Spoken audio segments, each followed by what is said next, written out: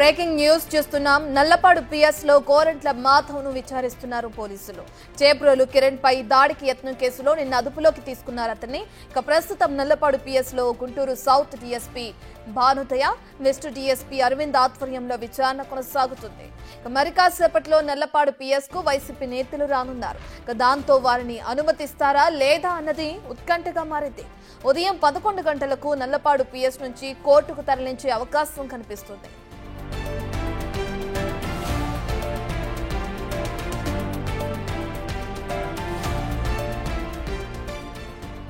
ఇటు వైఎస్ భారతిపై అనుచిత వ్యాఖ్యలు చేసిన చేబ్రోలు కిరణ్ ను కాసేపట్లో కోర్టులో ప్రవేశపెట్టనున్నారు. గుంటూరు ఎస్పీ ఆఫీస్ కు తరలించి అక్కడి నుంచి కిరణ్ స్టేట్మెంట్ కూడా తీసుకునే పనిలో ఉన్నారు పోలీసులు. అనంతరం కోర్టులో ప్రవేశపెడతారు.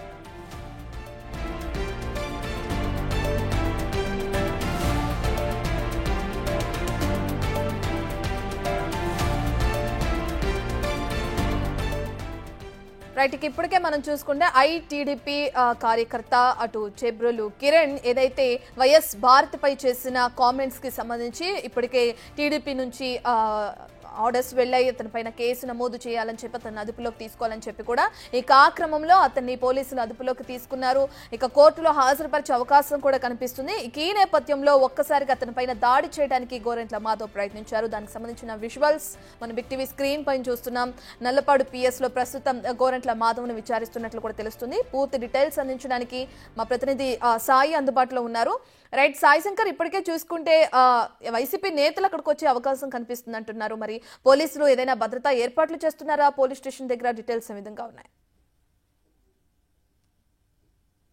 పోలీస్ స్టేషన్కి మాజీ మంత్రి అంబటి రాంబాబు అయితే చేరుకున్నారు. రాత్రి ఏదైతే ఎస్పీ తనను గోరంట్ల మాధవ్తో కలిసి మాట్లాడే అవకాశం ఉంది ఇస్తారంటూ కూడా రాత్రి ఒక ఆడియోని రిలీజ్ చేయడం జరిగింది. ఉదయం 10 గంటల సమయంలో రావాలనే విధంగా చెప్పడంతో ఇప్పుడు ప్రస్తుతం అయితే నల్లపాడు పోలీస్ స్టేషన్ దగ్గరికి మాజీ మంత్రి అంబటి రాంబాబు అదేవిధంగా వైఎస్ఆర్సీపీ నేతలు అయితే చేరుకోవడం జరిగింది. అయితే వాళ్ళని లోపలికి అనుమతి నిరాకరిస్తున్నటువంటి పరిస్థితి అయితే ఉందనే విధంగా చెప్పచ్చు. ప్రధానంగా కూడా ఆయన అయితే ప్రస్తుతం ఎస్పీతో మాట్లాడుతున్నటువంటి పరిస్థితి ఉంది. లోపలికి అనుమతించాలనే విధంగా కూడా కోరుతున్నారు. ఫోన్లో ప్రస్తుతం అయితే మాట్లాడుతున్నారు. అనుమతి ఇవ్వండి, లోపలికి వెళ్ళి గోరంట్ల మాధవ్ను కలిసి మాట్లాడేటటువంటి అవకాశం ఇవ్వాలనే విధంగా కూడా కోరుతున్నటువంటి పరిస్థితి అయితే ఉంది. ప్రజెంట్ రాత్రి సమయం నుంచి కూడా పోలీసు ఉన్నతాధికారుల ఆధ్వర్యంలో కూడా విచారణ అయితే కొనసాగినటువంటి పరిస్థితి ఉంది. ప్రస్తుతం అయితే లోపలికైతే అనుమతి నిరాకరించినటువంటి పరిస్థితి ఉందనే విధంగా చెప్పచ్చు.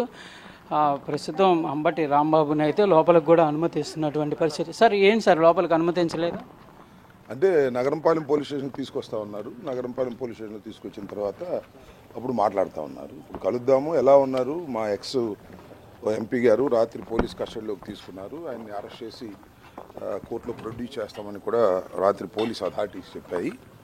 సో దాని ప్రకారం కలుద్దాము, అసలు ఎలా ఉన్నాడు, రాత్రి ఆయనకి ఫుడ్ ఉందా లేదా, ఎలా చూశారు, ఎలా ట్రీట్ చేశారు కనుక్కుందామనే ఉద్దేశంతో నేను ప్రత్యేకంగా రావటం జరిగింది. బట్ వాళ్ళు మరి సెక్యూరిటీ రీజన్స్ మరి ఎందుకనో ఇక్కడ వద్దండి, నగరంపాలెం షిఫ్ట్ చేస్తాము, just before producing before the court అక్కడ మేము మాట్లాడదని ఎస్పీ గారు చెప్పారు. So I'm going back.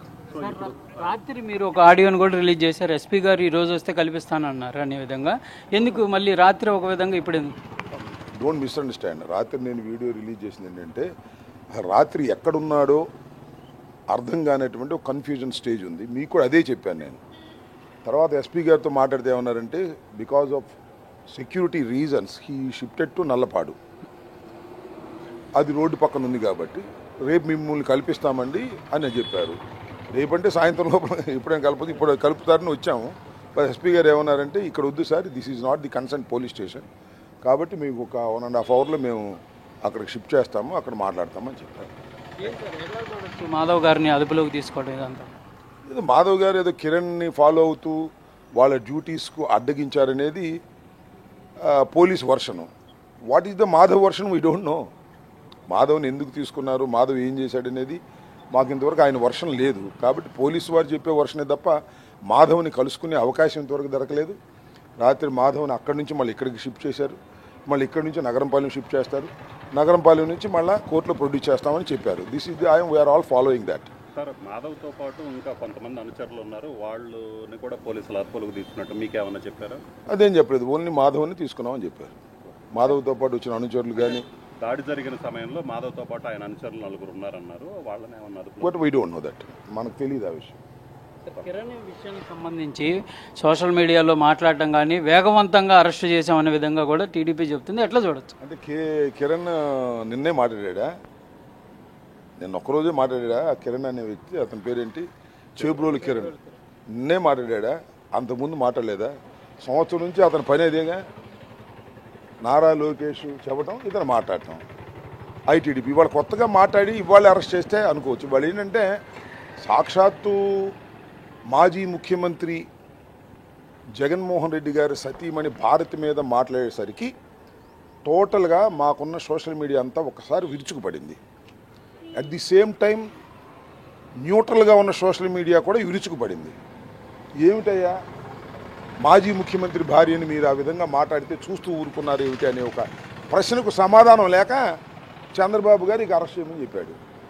ఇన్నాళ్ళు ఎందుకు అరెస్ట్ చేయలేదు? రోజాని బూతులు తిట్టలేదా? నన్ను తిట్టలేదా? అసలు ఒకసారి యూట్యూబ్ కూడా చూడండి అయ్యా, వాడి దుంపదేగా ఎంతమందిని తిట్టాడయ్యా, ఎంత అగ్లీగా తిట్టాడయ్యా. మనం బజార్లో కూడా మాట్లాడుకోలేంత దౌర్భాగ్యంగా తిట్టాడు కదా. వాడికి ఫీడింగ్ ఎవరు? అతనికి ఐటీడీపీనే కదా. ఐటీడీపీకి ఫీడింగ్ ఎవరు? నారా లోకేష్ గారే కదా. ఇవాళ ఉలిక్కిపడి ఇక మరీ డ్యామేజ్ అయిపోతాము అనుకున్న తర్వాత మాత్రమే ఈ కిరణ్ని అరెస్ట్ చేసి ఒక నాటకం ఆడుతున్నారు నారా చంద్రబాబు నాయుడు గారు అనేది నా అభిప్రాయం. సార్, నిన్న మాధవ్ని అదుపులోకి తీసుకున్న సమయంలో పోలీసులు కొంతమంది కోవట్లుగా వైసీపీకి పనిచేస్తున్నారనే విధంగా టీడీపీ ఆరోపిస్తుంది. వాళ్ళే ఇన్ఫర్మేషన్ ఇచ్చారు, ఎక్కడ ఉన్నారు ఏంటి అనేది అని. పోలీసులు టీడీపీకి ఏది వైసీపీకి కోవట్లుగా అని ఆరోపించారు. అది వాళ్ళు తెలుసుకోవాల్సిన విషయం. ఎవరికెవరు కోవట్లు అంటే పోలీసుల్లో కూడా వైసీపీకి అభిమానించే వాళ్ళు ఉన్నారని వాళ్ళ అనుమానం. ఉన్నారేమో మరి మనకు తెలియదు, వాళ్ళు చూసుకోవాలి. ఉంటే వాళ్ళందరినీ ఏరేస్తారు, వాళ్ళందరినీ సస్పెండ్ చేస్తారు, వాళ్ళందరినీ పోస్టింగ్ లేకుండా పంపించేస్తారు.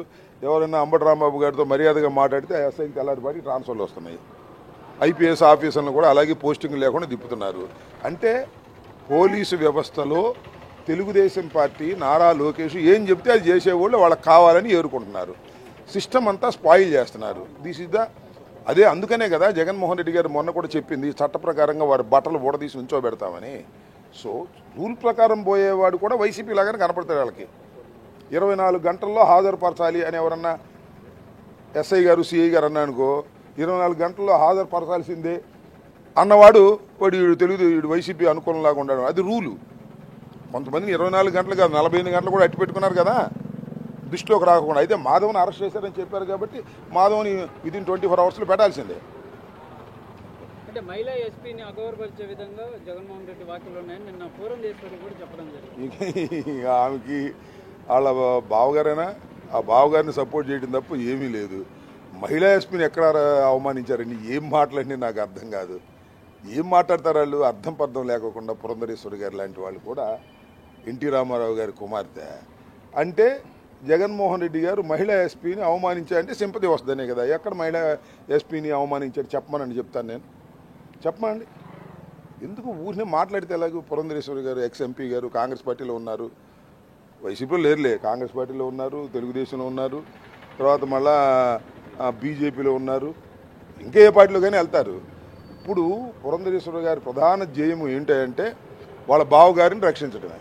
అది ఇది ప్రధానంగా కూడా అంబటి రాంబాబు అయితే తన యొక్క చెప్తున్నటువంటి పరిస్థితి ఉంది. క్లియర్గా పోలీసులు అయితే కల్పిస్తారనేటటువంటి అవకాశంతో ఇక్కడికి వచ్చాము, కానీ ఇక్కడికి వచ్చిన తర్వాత నగరంపాలెం పోలీస్ స్టేషన్కి మార్చిన తర్వాత అవకాశం ఇస్తామనే విధంగా చెప్పడంతో ప్రస్తుతం అయితే అక్కడికి గంటన్నర తర్వాత తీసుకొచ్చే అవకాశాలు ఉన్నాయి. కాబట్టి కంపల్సరీగా అక్కడికి వచ్చి గోరంట్ల మాధవ్ని అయితే కలుస్తాననే విధంగా కూడా అంబటి రాంబాబు చెప్తున్నారు. దాంతోపాటు మాధవ్కి అరెస్టుకి సంబంధించినటువంటి అంశంలో పోలీసులు వర్షన్ చెప్తున్నారు, కానీ మాధవ్ వర్షన్ కూడా మాకు తెలియాల్సినటువంటి పరిస్థితి ఉంది అనే విధంగా కూడా చెప్తున్నటువంటి పరిస్థితి ఉంది. Right, thank you Sai.